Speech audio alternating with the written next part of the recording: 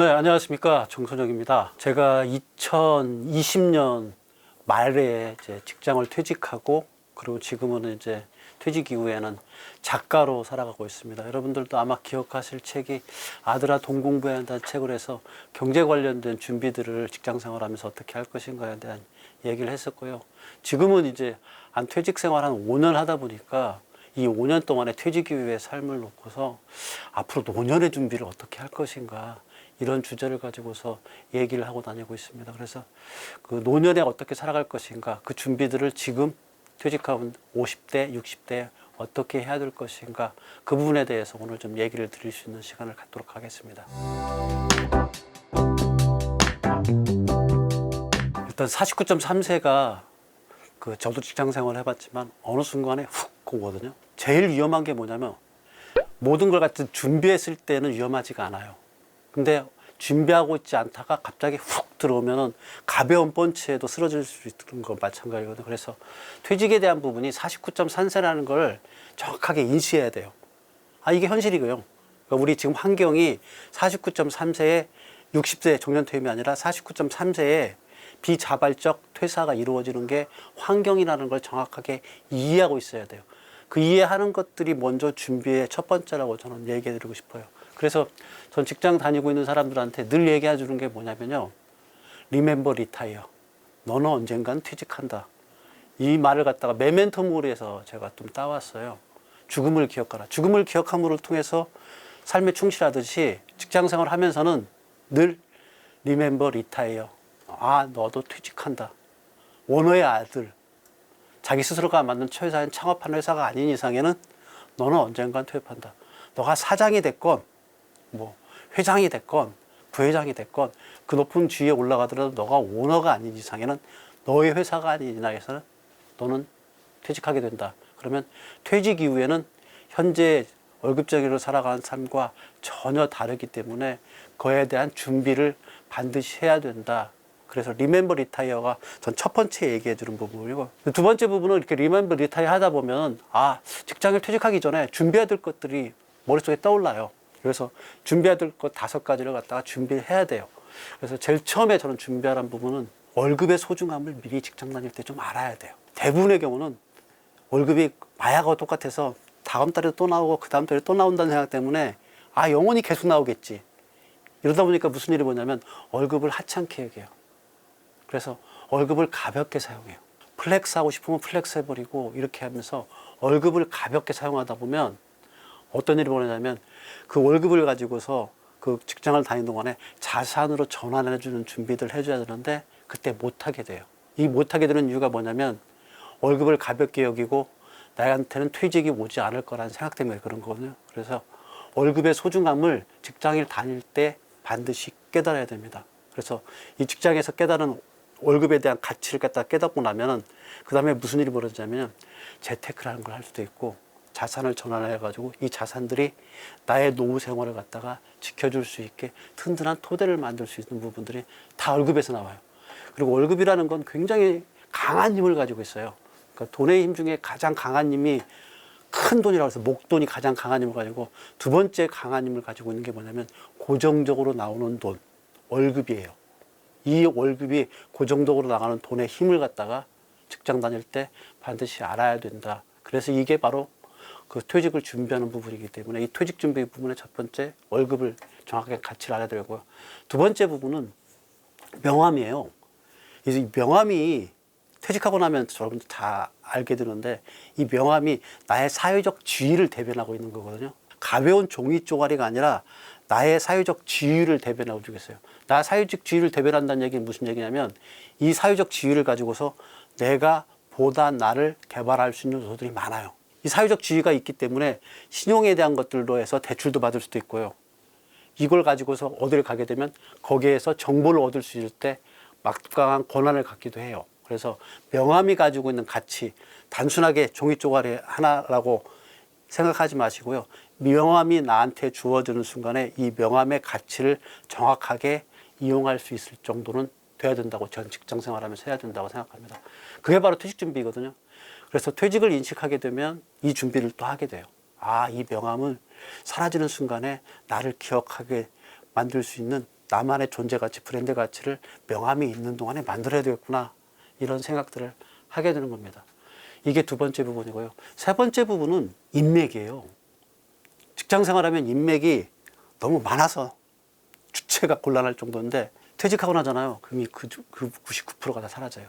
그래서 인맥을 가지고 있는 동안에 이 인맥들을 갖다가 깊고 그리고 나하고 친밀도를 높일 수 있는 부분으로, 그래서 단순하게 네트워크가 아니라 말 그대로 말처럼 인맥이 될 수 있도록 해야 돼요.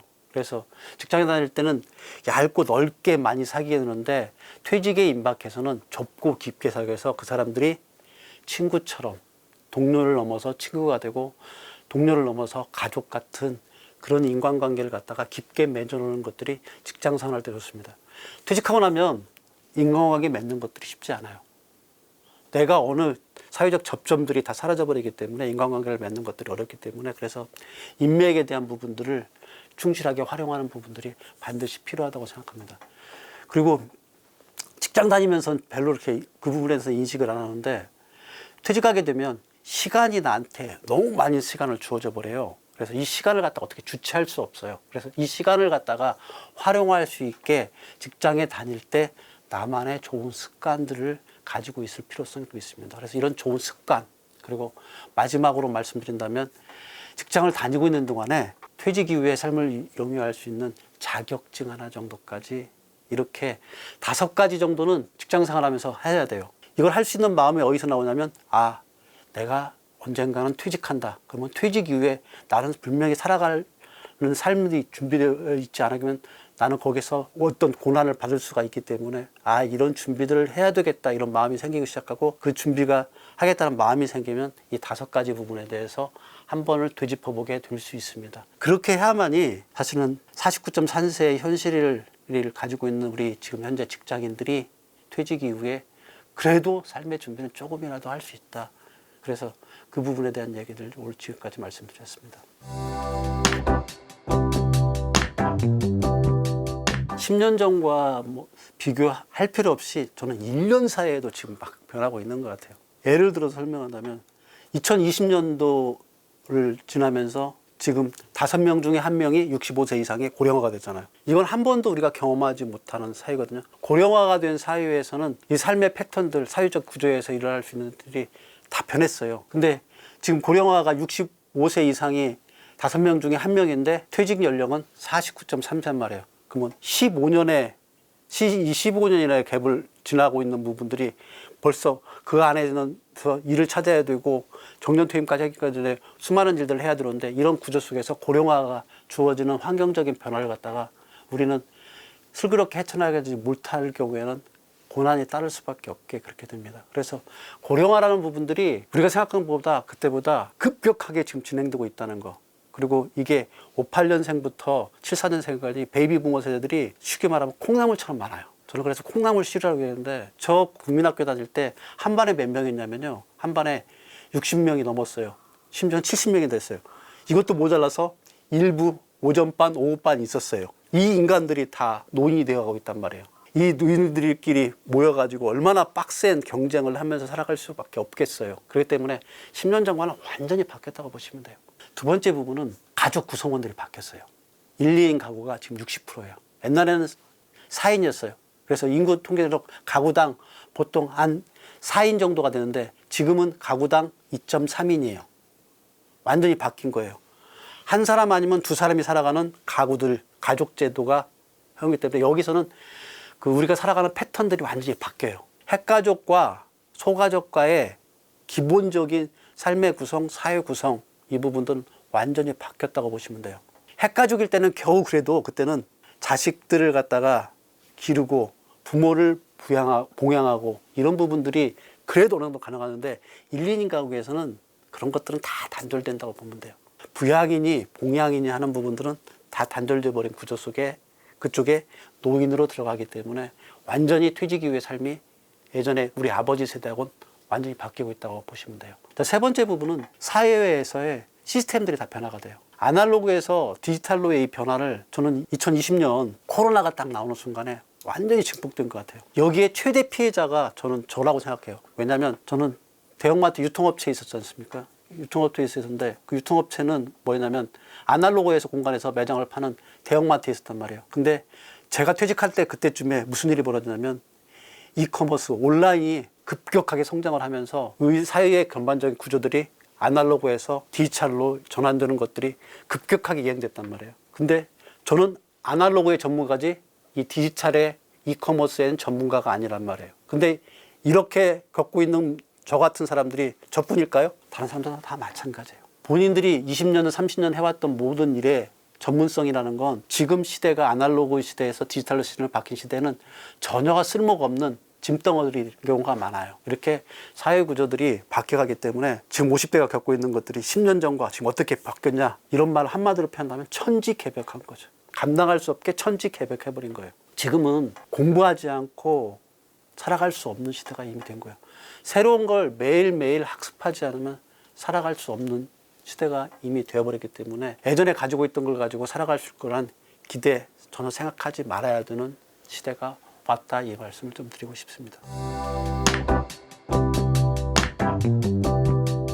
퇴직 후 30년 시대에서 경제적 위기에 대한 것들을 차단할 수 있는 가장 좋은 방법들은 저는 이거 같아요. 미리 아까 말한 경제적 라이프 사이클에 맞춰 가지고 미리 준비되어져 있지 않은 것들은 그래서 이런 얘기가 있잖아요. 현재 당신의 불행은 당신이 잘못 사용한 과거의 일들의 보복이다. 이 보복은 어쩔 수 없는 것 같아요. 자기가 잘못 살아왔던 아니면 자기가 실수했던 것들이 다 뭉쳐졌는데 이것들이 다 모여져 와서 현재에 어떤 역할들을 해서 불행으로 빠져가고 있다면 그 부분에 대한 것들을 개선할 수 있는 방법은 현재 바로 사는 것들. 이것들이 30년 동안 쌓이면 30년 후에 새로운 자기가 그 과거에 쌓았던 그 양질의 일들이 30년 후에 나의 행복을 갖다 보정한다. 이렇게 봐야 될 것 같습니다. 그러니까 의외로 생각보다 삶의 법칙이 다른 사람들이 얘기하는 것처럼 어떤 결정적인 운의 요소들 이런 부분들이 와가지고 나를 갖다가 급 반전시킬 거라고 생각하는데 저는 이렇게 쭉 와서 보니까 급 반전은 없었던 것 같아요. 대부분이 다 자기 기준을 놓고 보면 100을 노력을 넣어놨는데 그중에 한 10을 넣는 사람들이 그래도 사회적으로 보면 조금 많이 이루었다. 옆에서 보기에는 저 사람 다 놀고 있는 것 같잖아요. 대부분의 사람들이. 근데 그 안에를 들여다보면 실질적으로 그 자기 스스로를 보면 100 이상을 투여해가지고 10만 얻은 사람, 100 이상을 투자하고 1밖에 못 얻는 사람들이 많더라고요. 그래서 이런 법칙들이 작동하기 때문에 현재에 가지고 있는 생각들을 미래에 나한테 힘을 발휘해주면 거기에 시간을 쌓아가는 것들을 하시게 됐다는 생각으로 차근차근 하나를 갖다 밟아가라 이런 얘기를 해드리고 싶습니다. 그래서 30년 후에 뭘 준비할 거냐 이런 물음을 한다고 그러면 지금 현재 내가 하고 있는 일들을 정확하게 충실하게 해나가라 이 얘기를 좀 해드리고 싶습니다.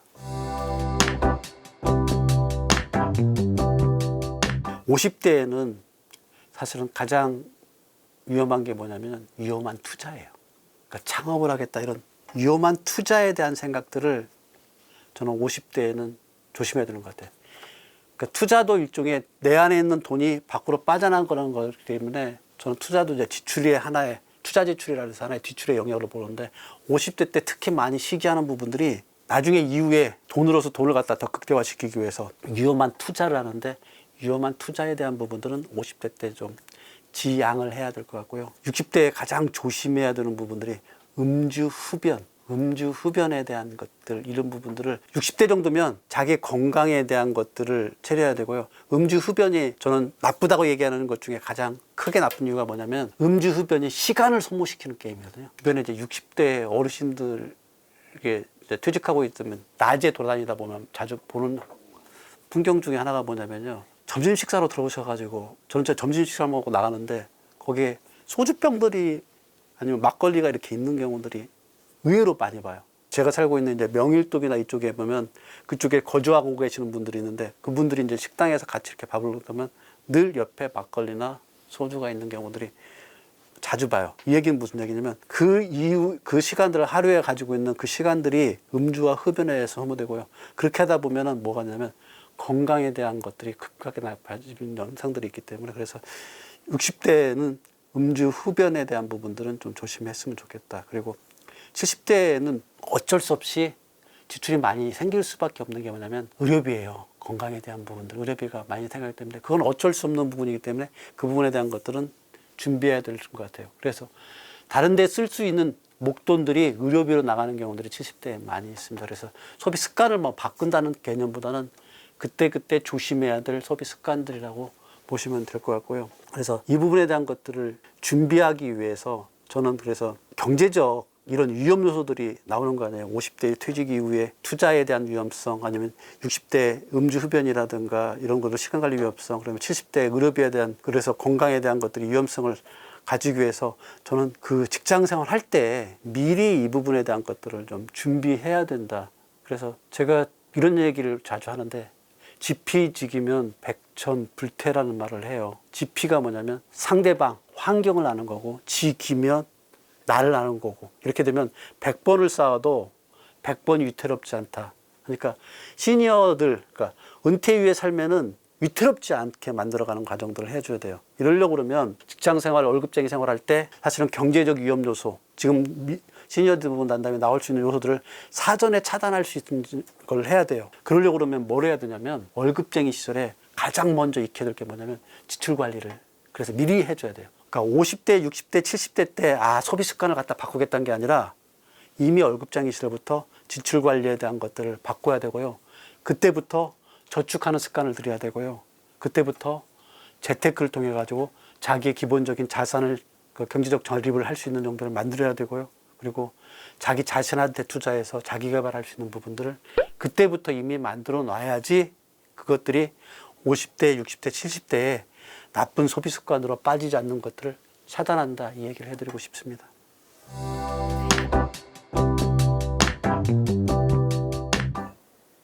없습니다. 있다고 말씀드리고 싶은데 없습니다. 시니어 시대에 바꿀 수 있는 방법은 없습니다. 바꿀 수 있는 방법은 없고 견디는 법을 터득하는 방법밖에 없어요.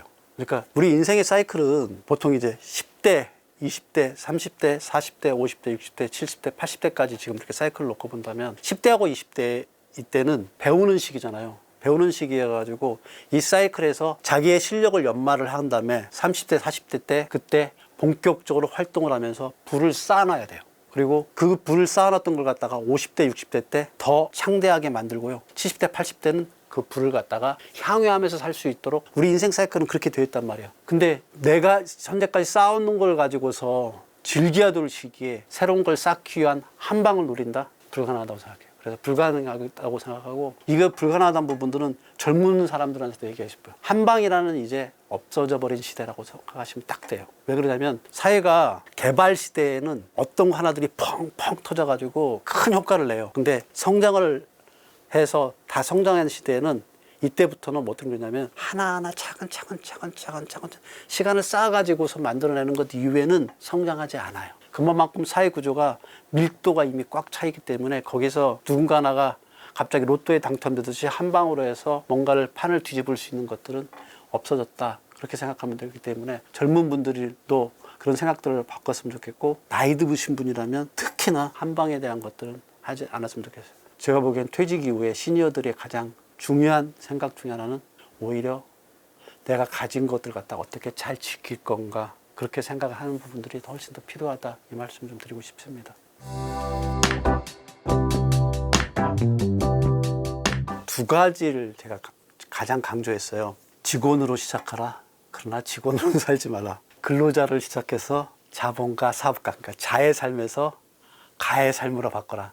그러니까 자라는 건 놈자자를 쓰고 가자는 집가자를 쓰는데, 그러니까 놈자자라는 건 자기가 어떤 일을 해서 자기 스스로의 밥벌이를 할 수 있는 정도인데, 가라는 건 가문이 부를 이루어서 부자 가문으로 탄생하는 거라. 그래서 자산가, 자본가, 아니면 사업가로 해서 가의 삶을 살아라, 이 두 가지를 강조했어요. 그래서 시니어들한테도 이 두 가지는 그대로 적용이 되는 것 같아요. 첫째, 직원으로 시작해라. 그러나 직원으로 살지 마라. 이 얘기는 뭐냐면 직원으로 시작했을 때 직원으로 살지 않는 법들을 그 당시 익혔어야 돼요. 그러니까 직원으로 시작하는 것들은 어쩔 수 없는 숙명이에요. 우리가 가질 수밖에 없어요. 아버지가 대기업 회장이 아닌 이상에는, 대기업 회장도 요즘은 자식들 직원으로 시작하게 하더라고요. 그래서 무조건 직원으로서의 삶은 시작할 수밖에 없고, 자기가 바로 창업한 거 아닌 이상에는 자기가 직원으로 시작할 수밖에 없는데, 그렇게 직원으로 시작할 때 직원으로가 삶을 살지 않도록 주인으로서 삶을 어떻게 살 것인가에 대한 것들을 익혀야 됩니다. 이거는 시니어 됐을 때 그게 빛이 바래요. 직원으로서의 종속적인 삶이 아니라 주도적인 삶. 예를 들어서 설명한다 그러면 자기한테 주어진 일 하나를 갖다가 월급이 얼마에 맞게 처리하는 게 아니라 받게 된 일을 가장 창의적으로 하려고 하셔야 돼요. 이거는 퇴직 후에도 마찬가지예요. 퇴직 후에도 내가 뭘 하나를 하더라도 가장 창의적으로 할 수 있게 해야 돼요. 저 같은 경우에는 그게 가장 창의적으로 퇴직 후에 했던 것들이 뭐냐면 글쓰기를 할 때 가장 창의적으로 했던 거를 했고요. 그걸 갖다가 오랫동안 하다 보니까 이것들이 저를 갖다 작가로 만들어주는데 결정적인 역할을 했어요.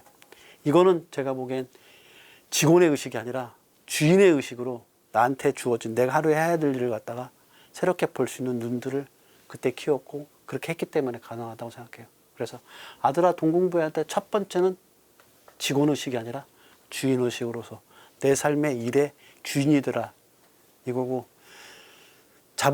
근로자에서 자본가 자산가로 자의 삶에서 가의 삶으로 가라는 얘기는 무슨 얘기냐면, 우리가 어차피 자본주의자를 사다 보면 어쩔 수 없는 것 같아요. 자본적인 경제적인 토대가 없이는 살아갈 수가 없어요.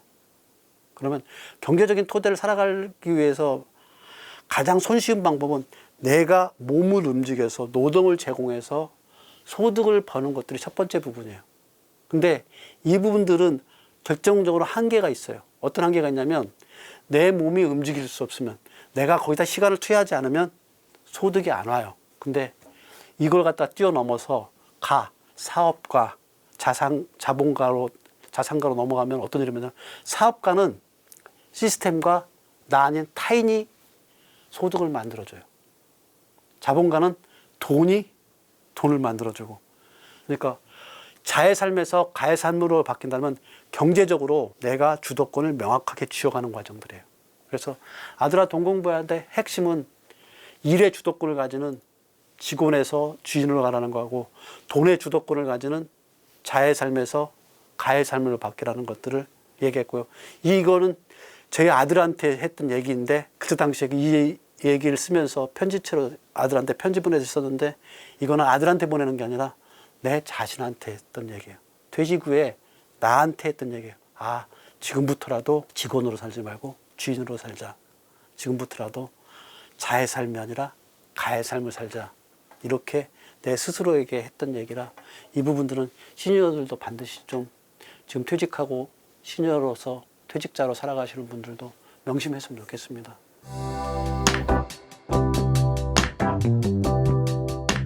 시니어들은 재테크하지 마세요. 시니어는 재테크하는 거 아니에요. 웰시라고 해서, 영어로 말하면 웰시라고 그래요. 이게 뭐냐면 부를 갖다가 자산을 증진하는 거예요. 리치는 뭐냐면 가지고 있는 자산을 쓰는 거예요. 그래서 리치가이는 돈을 잘 쓰고 이렇게 하는 사람 보이고, 웰시가이는 돈을 갖다가 많이 부를 쌓아가는 사람이에요. 퇴직 후에는 어찌 보면은 시니어들이 됐을 때는 리치가이가 돼야 돼요. 가지고 있는 돈을 잘 써야 돼요. 자기가 1억을 가지고 있으면 1억을 얼마나 잘 쓸 건가에 대한 것들이 더 선행돼야 돼요. 괜히 어설프게 투자해가지고 재테크를 통해서 하겠다. 재테크는 여러분들 실망하시겠지만 기본적으로 소득 없는 재테크는 하면 안 돼요. 퇴직했다는 얘기는 소득이 없다는 얘기잖아요. 그것도 안정적인 소득이, 그러니까 고정적인 소득이 없다는 얘기인데, 이때의 재테크는 늘 큰 리스크를 통받을 수밖에 없어요. 근데 시니어 돼가 나이 60이 되고 70이 되고 이렇게 시니어로 살아가면서 리스크를 갖다 안고 있다가 이 리스크에 대해서 문제가 돼가지고 내가 삶이 바닥으로 떨어진다면 그건 문제가 크잖아요. 그래서 저는 시니어들, 특히 소득이 없는 시니어들한테는 재테크 생각하지 말라고 그래요. 지금 가지고 있는 자산을, 돈을 활용하고 또 하나 잘 가지고 있는 것들이 뭐냐면 나예요. 내 몸이에요. 내 시간이에요. 이걸 가서 근로소득을 보세요. 재테크를 하려고 하지 마시고 근로소득을 보세요. 내 몸을 움직여서 가서 하는 소득을 벌려고 해야지, 재테크에는 반드시 내가 고정적으로 이자를 감당할 수 있는 소득이 있어야 되고요. 재테크에 반드시 필요한 거는 시간 동안에 이 부가 지 스스로 쌓아갈 시간을 견딜 수 있는 자본이 있어야 돼요. 이게 없는 상태에서 재테크하는 건 늘 위험해요. 저는 시니어들한테는 그냥 아예 대놓고 얘기합니다. 재테크하지 마세요. 재테크는 어떤 사람들한테 필요하냐면요, 월급쟁이 중에서도 40대 정도에서 직장 생활에서 안정돼 있고 월급도 올라갔고 사회적으로 직장 생활이 안정되어 있기 때문에 사회적 신용 때문에 대출도 가능하고 이런 사람들이 하는 거예요. 그래서 보통 40대 정도 되면은 팀에서 팀장 아니면 임원이나 돼 있을 거 아니에요. 그러다 보면 사회적으로 신용도가 높게 형성되기 때문에 그 신용도에다가 자기가 직장에서 벌고 있는 월급이 보통의 경우에 최소한 억 정도 아니면 7, 8천 정도가 된다 그러면 고정적으로 계속 7, 8천 정도의 월급이 그러니까 연봉이 계속 나오고 있는 것들을 이용해 가지고 재테크를 하는 거지. 그러긴 재테크를 해야 된다는 생각을 하지. 그게 없는 상태에서 재테크하는 건 위험해요. 그래서 재테크의 정확한 의미를 좀 파악했으면 좋겠어요. 재테크가 뭐냐면요, 재무 테크놀로지예요. 이게 언제 생겼냐면 IMF 이후에 우리나라에 많이 생겼어요. 왜 IMF가 생겼냐면 대부분의 사람들은 월급을 열심히 IMF 이전까지는 월급을 열심히 벌으면 그 월급이 높아가고 월급이 쌓여가지고 내가 노후에 아무 걱정이 없었어요.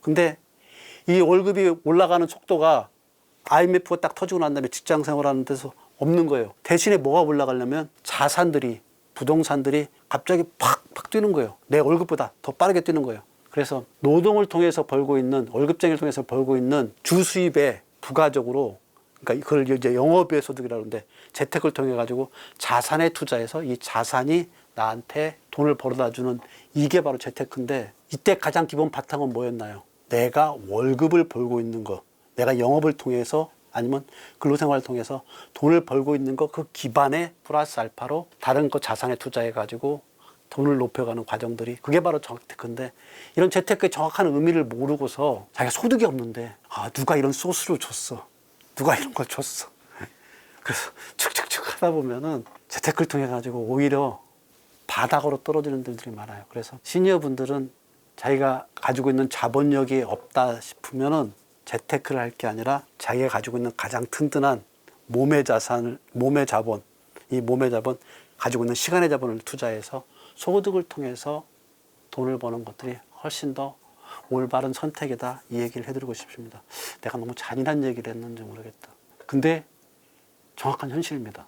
내가 좀 잔인한 얘기를 한 건 맞는데 시니어분들한테 이거 투자하세요, 이거 투자하세요 얘기하더라고요, 주변에서. 그리고 제 문자에 보면 어떤 좋은 거 있다고 계속 오는데 이게 뭔가요? 다 사기예요. 피싱이고. 시니어들이 거기에 빠질 필요가 전혀 없어요. 여러분들이 인정하기 싫어도 이 사회적으로서 여러분들의 자본으로서 가치는 떨어진 건 사실이에요. 노동 활동 인력들이 15세에서 65세잖아요. 이 내에서에 있는 인력들 이외에 시니어로 갔다는 얘기는 사회적 자본으로서, 인적 자본으로서 역할이 이미 떨어졌다는 얘기입니다.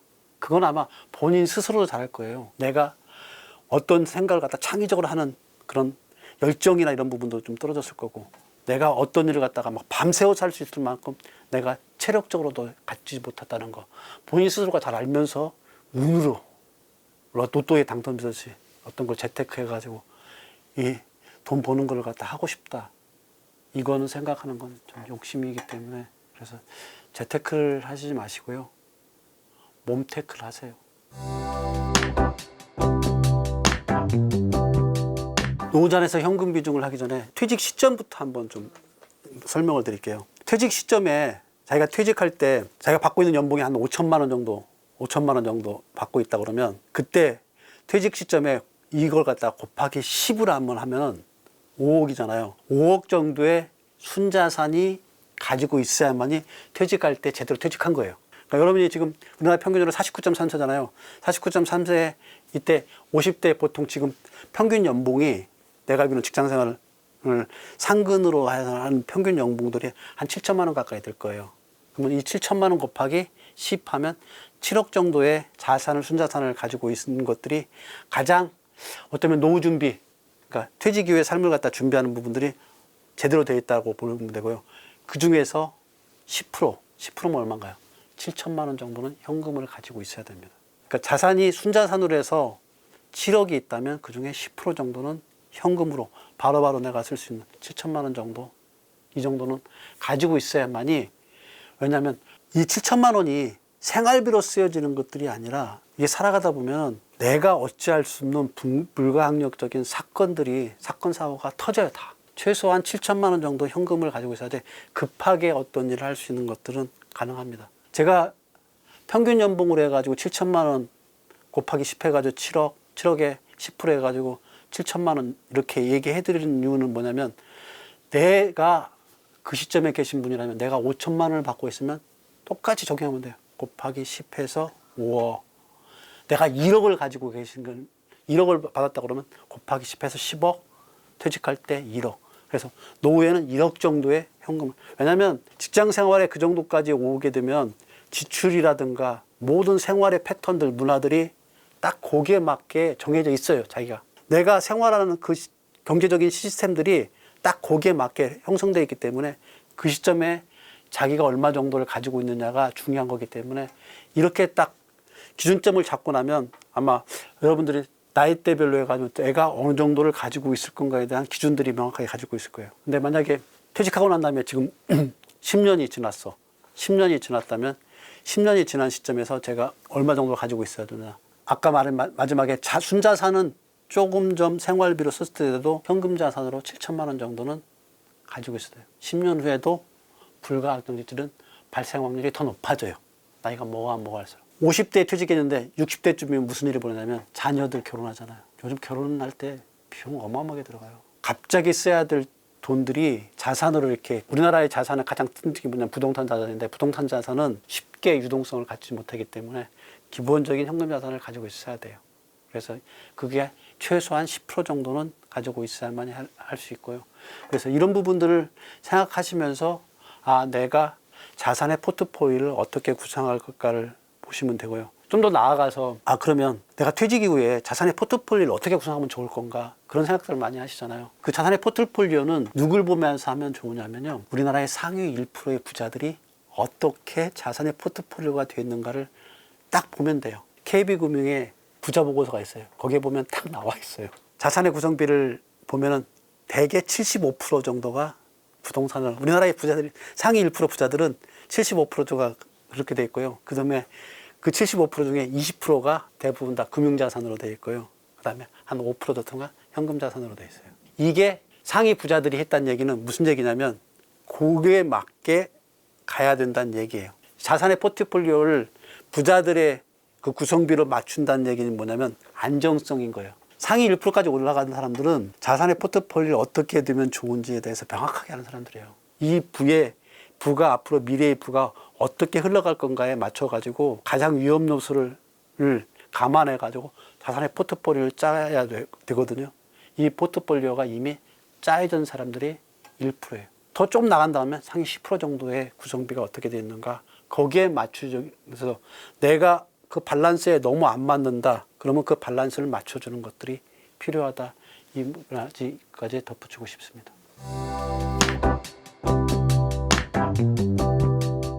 당연한 얘기가 뭐냐면요, 빚 갚기예요. 퇴직 전에 40대 후반 정도 되면 내가 이 회사에서 밀려나가겠구나 감이 와요. 뭐 팀장이 있던 사람을 갖다가 팀원으로 강등시키고, 팀원이었던 사람들을 갖다가 그 팀원에서 저 한직으로 내보내고, 이런 식으로 쫓아내는, 회사가 가지고 있는 비자발적 퇴사를 만들어내는 것들이 이미 다 나오기 때문에, 그때 저는 어떻게 얘기를 하냐면, 그때 준비해야 될 거에 대한 것들을 어떤 식으로 얘기하냐면, 반드시 그때 어떻게 살아갈 것인가에 대한 것들 명확하게 그때 준비해라, 그런 얘기를 합니다. 그래서 어떻게 살아갈 건가에 준비할 때 가장 우선시돼야 될 게 뭐냐면, 내가 지금 직장 생활할 때는 빚이라는 걸 가지고 있다면, 대출이라는 걸 가지고 있다 그러면 퇴직 전에는 그 대출을 다 없애야지 하는 생각을 하셔야 된다는 얘기예요. 이게 그러니까 퇴직 이후에 삶이 평안하고 싶잖아요. 조금이라도 편안하고 싶으면 퇴직 전에 다 빚 갚으세요. 왜냐면 소득이 없는 빚은 그게 얼마나 무서운지, 이건 빚이 아니라 독이에요. 내 삶을 좀먹는, 날 치명적인 상처를 입히는 독이 돼요. 저는 퇴직하는 순간에 퇴직금을 가지고서 대출했던 걸 다 갚았어요.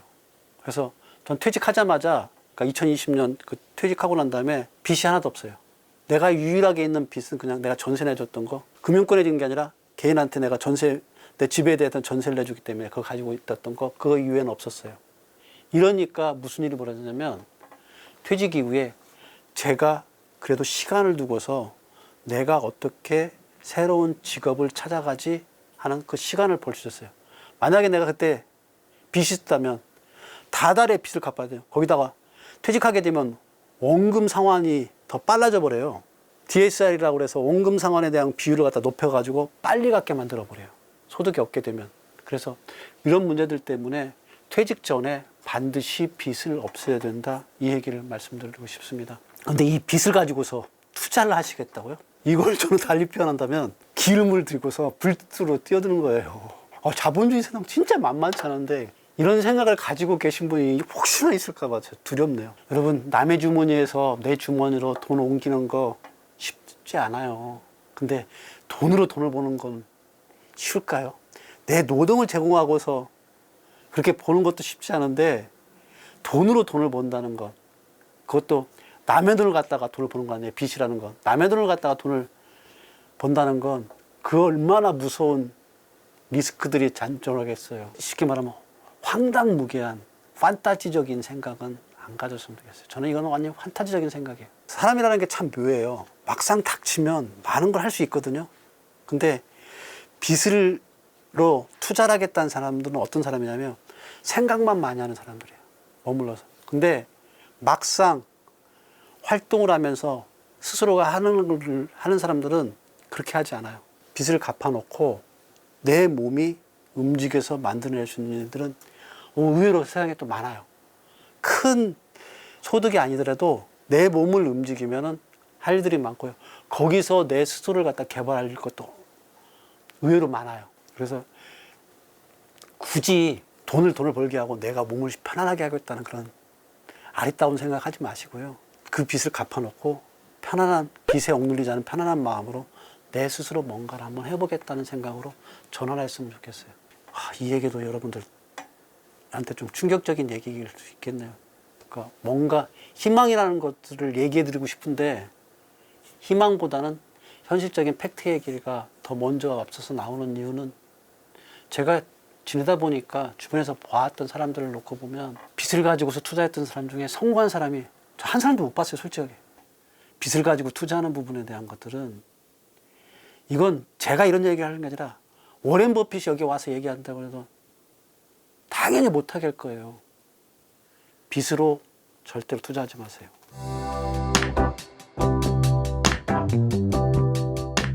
대부분 다 경제적 자유를 이룬 사람들은 첫 번째 부분은 뭐냐면요, 명확한 목표를 가지고 있어요. 나이 드신 분 중에 어떤 성과를 이룬 사람들은 목표 없는 사람은 잘 못 봤어요. 목표 있는 사람 중에도 성공을 못한 사람이 있는데 목표가 없는 사람이 성공한 사람은 전 한 번도 못 봤어요. 내가 뭔가를 이루고자 하는, 자기가 가고자 하는 목표는 정확하게 있는 것 같아요. 저는 이제 가끔가다 이 설명을 할 때 그런 얘기를 하는데, 화살을 쏘면은, 목표를 가지고서 화살을 쏘면은 관역에서 맞는데 아무 데나 쏘면은 화살이라는 건 내 시간과 내가 가지고 있는 열정들인데 다 분산돼서 날아가 버리기 때문에 내가 가고자 했던 지점에 도달하는 건 전혀 없는 것 같아요. 두 번째 부분은 이 분들을 특징을 보게 되면 통찰력이 있어요.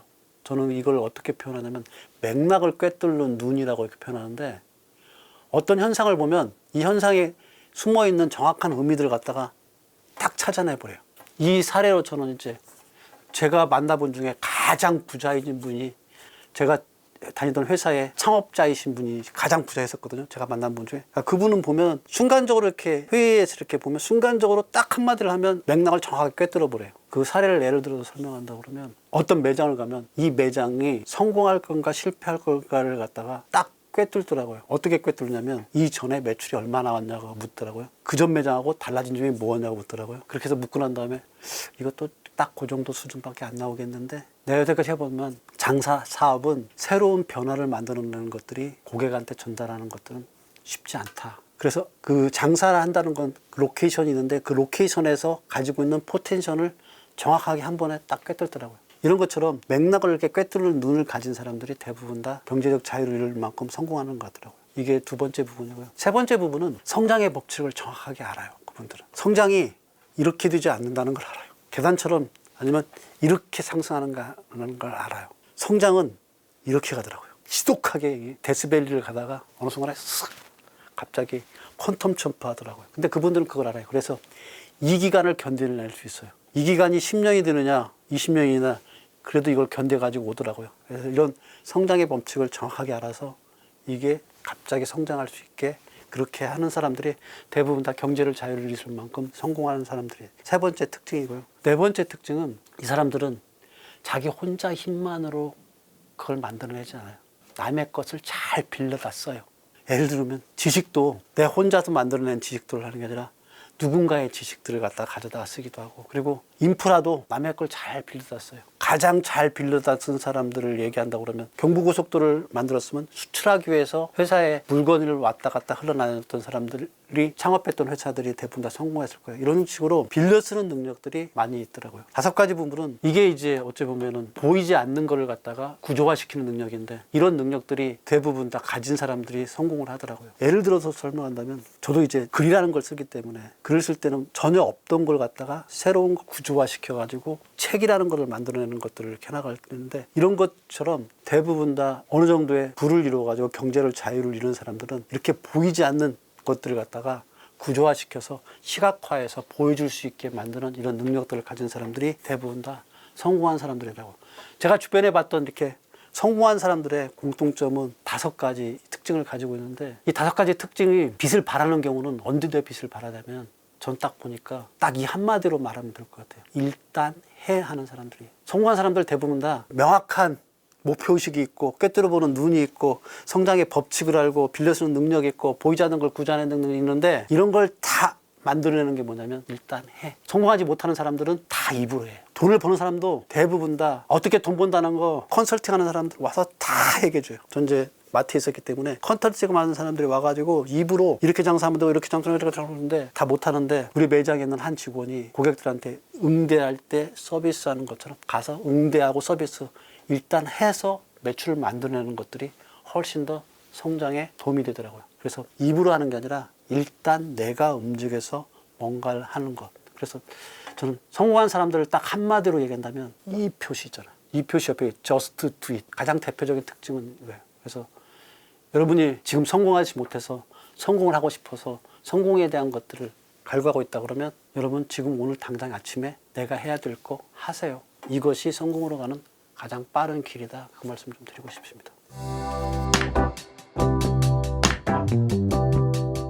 지금 저희 주변에 보면 이제 퇴직한 이모들 부부 중에 아직도 부부싸움 하는 것 중에 뭐가 있냐면요. 내가 그때 집 사자고 그랬잖아. 맞아. 나 집 사재니까 집을 왜 사냐. 대부분이 누가 냐면 아내분이 사자고 했고, 남편은 살 필요 없다. 내가 직장 해가지고 월급 많이 올릴 텐데, 그러더니 그 얘기한 지 몇 년 만에 쭉 잘려가지고 나오면 이런 일들이 있어서 부부싸움에 극명하게 드러나거든요. 이게 뭐냐면 투자의 관점의 차이인 거예요. 저는 이제 이 얘기를 달리 표현하면 경제적 궁합이 맞아야만이 그 부부는 행복해요. 투자의 관점들의 차이가 있는 부분들이 나올 수가 있고요. 두 번째 부분은 또 하나 차이가 있는 지출에서예요. 저하고 이제 와이프하고는 그래도 지출의 차이가 비슷한데, 어떤 부부들 보면은 지출의 차이가 극명하게 차이가 나더라고요. 자기는 집을 통해서 자산을 증식하거나 하는 것들을 필요 없고, 집은 편안하고 내가 쉴 수 있는 공간이 돼야 되겠다는 남편이 있는 반면에, 아내는 이 집을 통해서 자산을 증식하겠다는 생각이 있기 때문에 집에 그렇게 투자를 하지 않고 싶어 하는 거예요. 집에다가, 그러니까 집을 인테리어를 꾸미거나 이런 것들 전혀 하고 싶지 않은 거예요. 그러다 보면 서로 간에 지출 관련된 것 때문에 서로 간에 트러블이 생기더라고요. 이런 차이처럼 비용을 쓰는 것들이 극명하게 틀어지다 보면 지출 부분에서도, 그래서 지출에 대한 생각이나 이런 부분들이 같아야 되는 것들, 이런 부분들이 나중에 노후에 보면은 알콩달콩 그렇게 행복하게 살아가더라고요. 이 두 가지에서 의식이 안 맞으면은 언젠가는 싸움의 시발점이 되더라고요. 그래서 경제적 궁합 맞는 부분들은 굉장히 중요하다는 생각이 들어서, 그래서 아들한테 여자를 만날 때 가장 첫 번째 원칙은 경제적 궁합이 맞는 여자를 만나라, 이 얘기를 강조했어요. 이거는 시니어들 지금 부부들 살아가는 것도 똑같은 것 같아요. 이렇게 경제적 궁합이 맞춰서 살아가는 사람들이 행복한 모습들을 주변에 많이 보이는 것 같고, 근데 결정적인 이혼의 사유에도 남들이 얘기하는 성격 차이라고 많이 얘기하는데, 경제적 관념 차이가 의외로 많아요. 경제적 관념이 서로 간에 일치하는 부분들은 굉장히 부부 생활에 굉장히 중요한 요소다는 얘기를 해드리고 싶습니다. 가장 품위 있는 노후는 이거 같아요. 이게 아마 경제적 기반이 주는 가장 편안함일 텐데, 사실은 나이 들고 돈이 없으면 품위 유지가 불가능합니다. 우리끼리 흔히 얘기해서 이제 밥을 한 끼 먹고도 나오다가 괜히 신발끈 묶어야 되고 짐 챙기려고 이렇게 남아있을 때 남이 그렇게 봐주는 게 아니라 내 스스로가 내 안에서 품위를 가질 수가 없어요. 그러니까 사람이 자존감이 바닥치는 거예요. 근데 주머니에 돈이 없는데 어떻게 해요?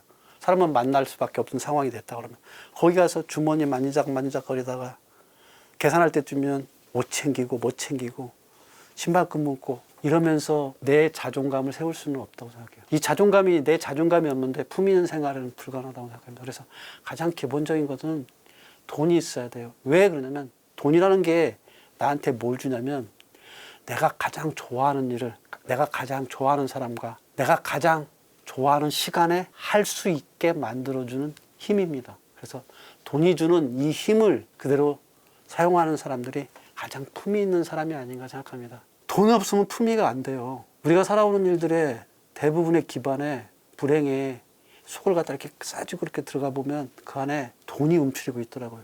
그래서 돈이 내 삶을, 내 시간을, 내가 사랑하는 사람들을 해치지 않도록 돈을 벌어야 돼요. 그걸 언제? 시니어 때 하는 게 아니라 젊은 시절에 직장 생활하면서 월급쟁이 생활하면서 할 때 벌어놔서 노후 생활은 품위 있게 하는 겁니다.